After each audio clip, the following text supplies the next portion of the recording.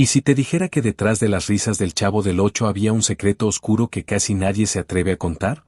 Hoy vamos a destapar la verdad oculta, la traición silenciosa y los egos que destruyeron al show más querido de nuestra infancia.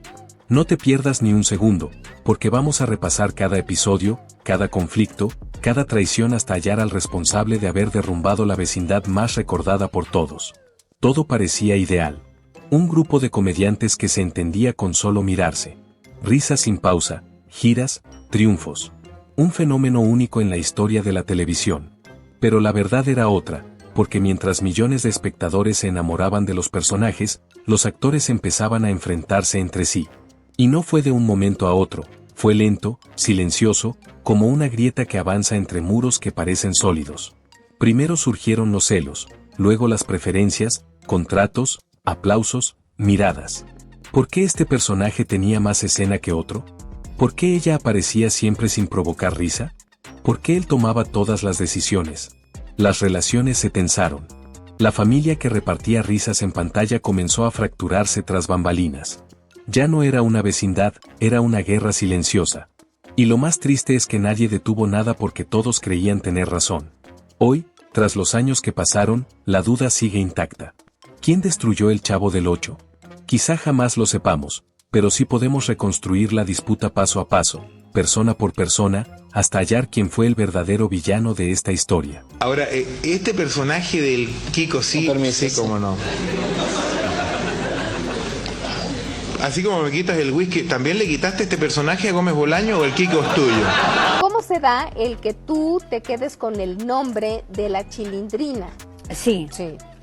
Llegó un momento en que yo le digo a Roberto,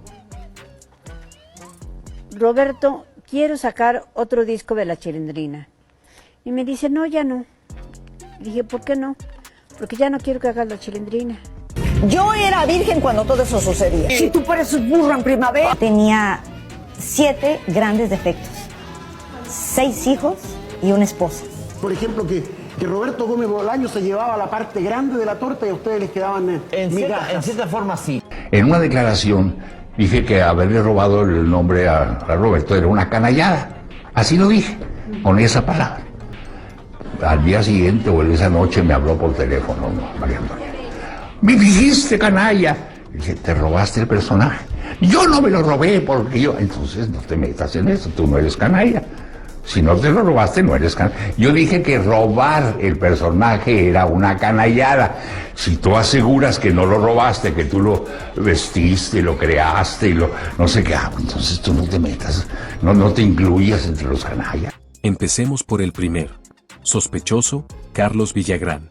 Antes de convertirse en Kiko, Carlos no era famoso, ni actor formado, ni comediante reconocido, era fotógrafo, uno de esos soñadores que rondaban por los pasillos del Canal 8, cámara en mano, buscando su chance.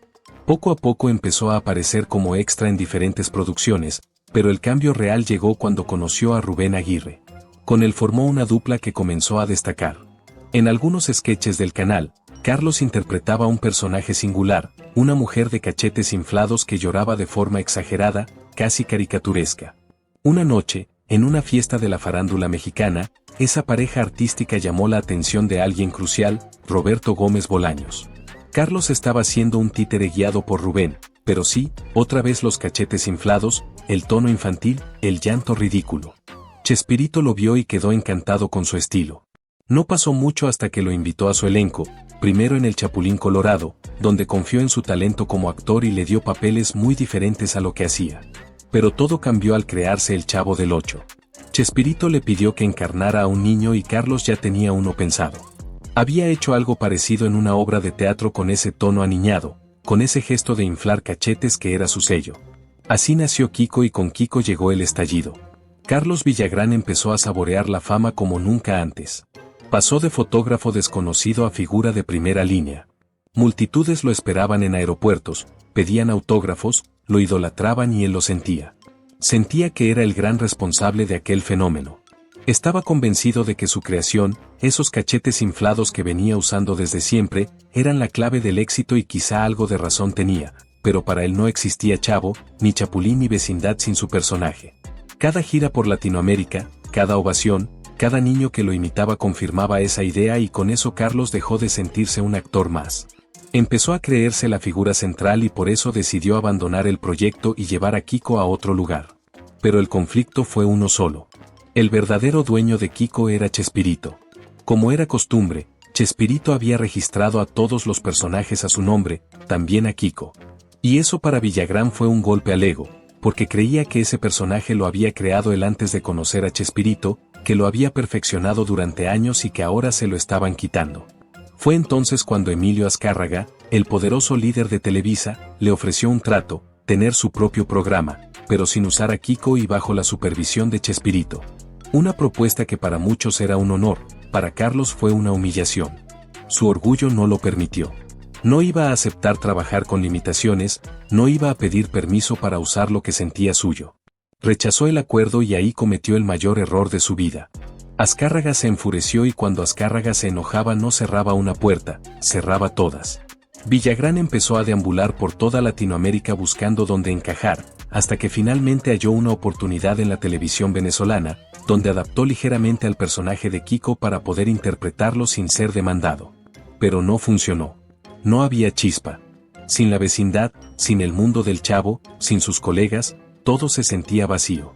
En 1987 volvió a intentarlo en México. Lanzó a Kiko junto a Ramón Valdés, su viejo amigo. Una copia directa del Chavo del Ocho con los mismos papeles disfrazados, el mismo patio, pero no había gracia, era un refrito sin alma. Y en 1988 falleció Don Ramón y con él también murió su intento. La producción fue cancelada de forma repentina. Otro golpe directo al orgullo de Villagrán, otra prueba de que no alcanzaba solo con inflar mejillas, que no bastaba con copiar la fórmula, que jamás fue el verdadero protagonista. Carlos buscó abrirse camino, intentó de todo y aunque el público lo adoraba, el fenómeno jamás volvió a repetirse. Con el tiempo buscó reconciliarse. Aceptó acudir al homenaje de Chespirito en el año 2000, pero allí recibió un desaire sutil, aunque evidente, no tuvo foco, no hubo agradecimientos y eso lo marcó de por vida. Desde entonces se lo escuchó criticar a Chespirito con cierto rencor, pero también con una enorme contradicción. Carlos jamás dejó de ser Kiko. Aquel papel que amó, que defendió, que sintió suyo, también fue el mismo que lo encadenó y del que jamás pudo liberarse. Si Carlos Villagrán fue quien salió de la vecindad, Roberto Gómez Bolaños fue quien la diseñó a su propia imagen.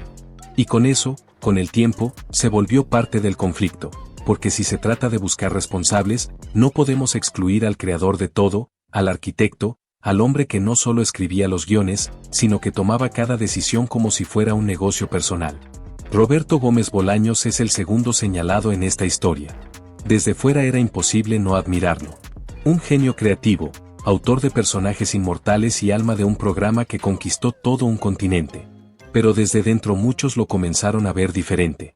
Él escribía, él actuaba, él dirigía y él registraba.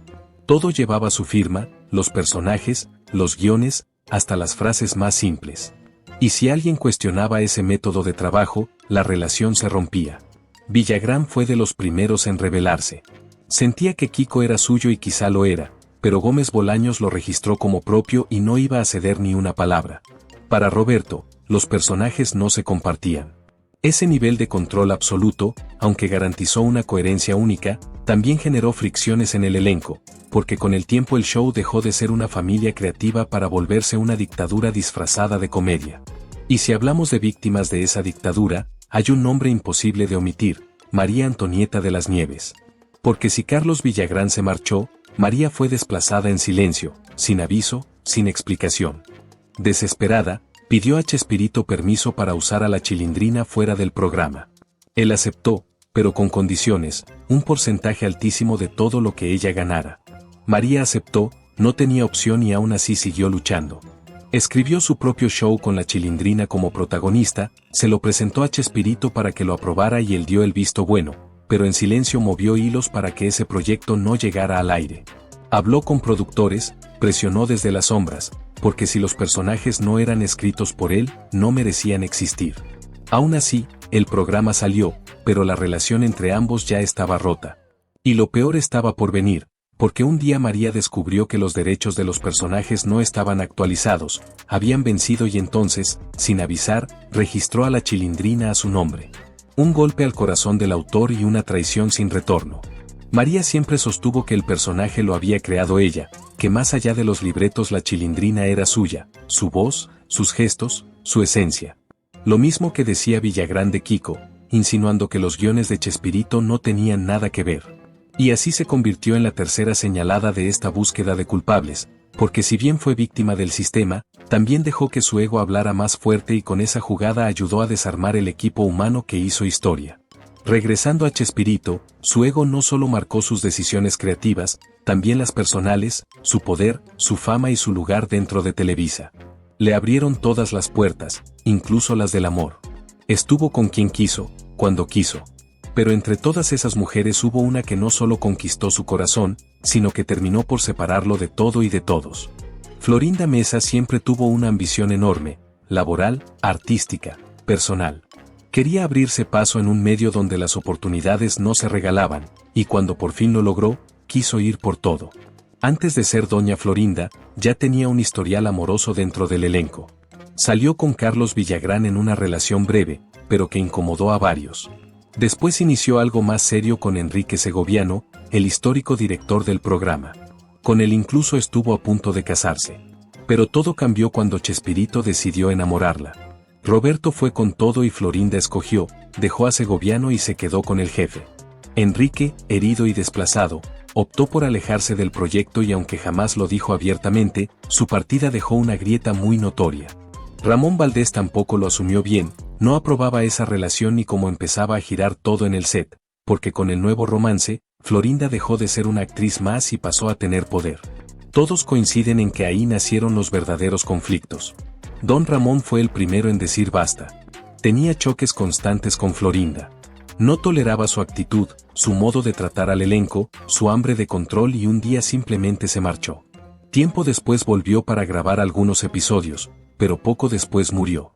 Lo más doloroso fue cómo Florinda se refirió a ese momento con frialdad, sin emoción, como si se hubiera ido un actor más y no un icono que había sido pieza esencial del corazón del grupo. Porque si algo marcó a Florinda Mesa fue su ego. Había luchado tanto por tener un lugar que cuando lo tuvo quiso ir por todo y eso también modificó a Roberto.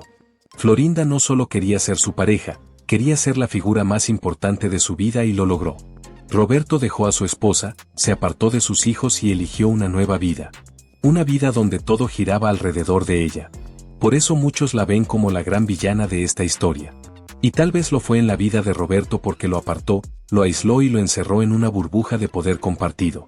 Pero si hablamos de quién dañó el Chavo del Ocho, ella no fue culpable, no fue la villana, porque la historia no termina en ella. Mientras todos discutían entre sí, mientras el elenco se rompía a pedazos, mientras los vínculos estallaban por celos, amores y contratos, había un jugador que siempre salía ganando. Televisa, nuestro último sospechoso. La cadena mexicana exprimió el fenómeno como nunca antes. El Chavo del Ocho generó más de $1,700 millones. Cada episodio, sí, cada uno le dejaba a Televisa $1.3 millones y pese a todo eso, los actores jamás vieron ese dinero porque para la empresa solo eran piezas de un engranaje. Los personajes eran de Chespirito, pero la propiedad intelectual estaba en sus manos y la explotación no se detuvo jamás. Años y años de repeticiones, doblajes, licencias, productos, giras, mientras los protagonistas quedaban en el olvido o morían en soledad, Televisa seguía cobrando, fría, silenciosa, millonaria. Pero si algo nos demuestra esta historia es que no hubo un solo responsable. Ninguno de nuestros sospechosos es un villano, porque la verdad es que el verdadero villano del Chavo del Ocho fue el ego, ese monstruo invisible que se esconde en los aplausos, que se alimenta del éxito, que crece cuando alguien por primera vez llega a la cima y no sabe cómo controlarlo.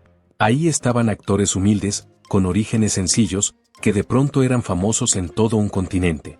Millones los querían, los imitaban y en lugar de cuidar lo que habían creado juntos, cada uno quiso más protagonismo, más dinero, más poder, más de lo suyo y menos del otro.